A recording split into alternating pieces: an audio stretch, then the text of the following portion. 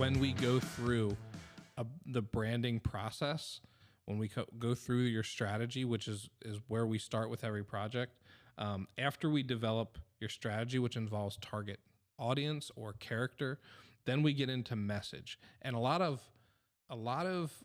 branding agencies actually bump messaging further down the list. But with the story brand framework, it reveals so many things about the business that I want to do messaging before we ever get into visual identity and things like that. Especially if we're doing a full rebrand. Yeah. Like, how valuable is it to you as a designer to already know the story that we're telling? Yeah, it's incredibly meaningful. It's incredible. It makes my job easier because I'm not guessing. I'm not trying to connect dots. The dots are already connected for me. And I mean, personally, I can connect those dots. Like, I have the experience to do so, but I know that there are a lot of designers, junior designers, mid-level designers that just want to do the work. Yeah. And that's okay. They just want to do the work, but they don't want to want to create a cool logo. They just want to create something awesome, and they're fully capable. Look good on my portfolio, which, granted, that there's an aspect to that. Like, you got to learn the chops and find all the things, but at the same time, these are business assets. And if it doesn't help sell the business, and it even comes down to things like something I think about when it comes to a logo is, where is this going to be used in this business? Yeah. If they're going to be embroidering this logo on things, I have to take that into consideration. You can't do too many fine little details. You got to avoid like gradients and stuff like that, because unless embroidery technology changes. Yeah. I'm sure somebody now has, like, you embroider it in white and then dye it with, I don't know, there's probably a way, but like a gradient, is going to be very difficult to translate. I've seen a lot of logos that essentially, instead of the gradient, it's just two colors, like they essentially just put a line and there it is. Or have a version of the logo that is black and white. Right. Like, approach it that way too. But but there's some I've seen logos that they don't have a black and white version, or they don't know to use that. The business owner or whatever doesn't know to use that on certain things. I just had someone yesterday, and we'll keep going, but I just had someone yesterday reach out to me in my DM and say, hey, can you put our logo next to this other logo that we have, because we want to get hats done, and we need it done like today or something. And it goes to show, again, it's like, people don't always have the ability to, like, they have a logo, but they don't understand how it works. And like, does your logo look good with this other logo that you want to put it on a hat with? Yeah. And so, anyway, we were just talking about specifically the value of messaging and making sure we're doing messaging first for brand stuff. So we start, after we've gone through the general strategy stuff and really understanding the business and where they want to go, we get into messaging.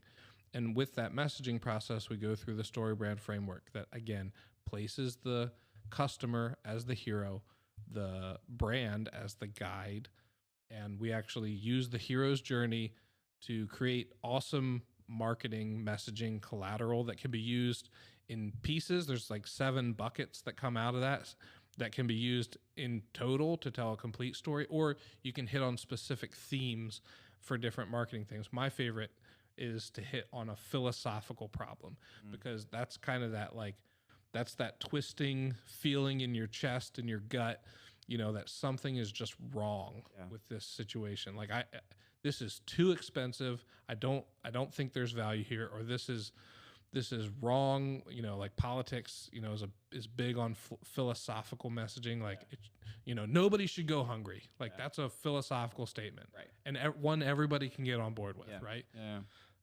So anyways, like, I love that part of it, but then we get into the visual part of it, the logo, the colors, the website, the shapes and forms and images and brand guidelines, which is so critical. So many businesses don't have an established brand guideline around their logo. Yeah. And then when they go to get those hats made, those t-shirts made, when they go to a vendor for brochures, they're just winging it. Right. They go, here's our logo, well, what are your colors? Well, I don't know, take it from the logo file I sent you. Right. I think that's brand guidelines, in short, it's just a tool. It's a document that encompasses your entire brand, and it tells you, hey, how to what not to do, what Yeah. to do. Here's your typefaces or fonts. Here's your colors. And I think there's a lot of times where you're working with third-party vendors.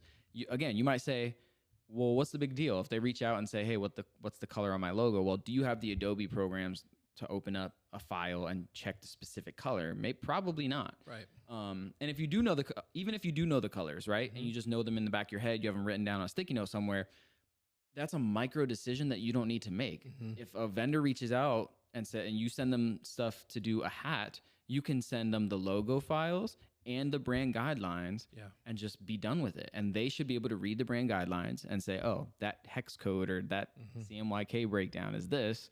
We run with it. We don't even have to email you back and ask the question. Right. You don't have to be stuck in what's an RGB, what's a CMYK, what's a Pantone, So that's just one of the many tools that we offer. Jargon. We offer. So then that's when once we have all of that stuff established, that's when we start building. We build websites, we help you develop brochures and any other collateral that you need, really, as long as it fits in the digital and or print fields. We're all about that. And then the continuing process from that, a brand, helping you stay on brand with things like brand guidelines and having a messaging document that you can call back on as a foundational part of your business that helps you stay on brand, and then it helps you adapt and innovate as things come up, as the world changes, as your business changes. You are able to take what we create for you and morph it for the future. Right. I think just asking the question, and I want to mention this, is just being open. What can a brand do for your business? What could just, again, don't be overwhelmed by this whole conversation. I mean, we're talking about a lot of different things, and hopefully we broke it down for dummies, right? That was the point, branding for dummies. Yeah. But don't be overwhelmed by the conversation. Just ask yourself, man, how can I take one step towards building a brand or even refining the brand that I have? If you have an existing brand, cool. Do you have the right messaging? Yeah. Like just asking yourself and being open, holding your business with open hands and saying like, man, there's ways that I can make this better, right? I don't need to be the lid. Like I can hold this with open hands and look to other people and invite other voices into what I'm doing. Yeah. And say, how can this be better? Here's what I have, right? Yeah. Like how can we make this more successful? And I think that's just powerful. That posture is powerful in and of itself. Like if you approach any business like Brand Nerd or anything with that posture, there's nothing that you can't do with someone who's just open like that. If you enjoyed this Brand Nerd podcast clip, be sure to subscribe so you never miss an episode. In the meantime, here are additional videos you might find illuminating.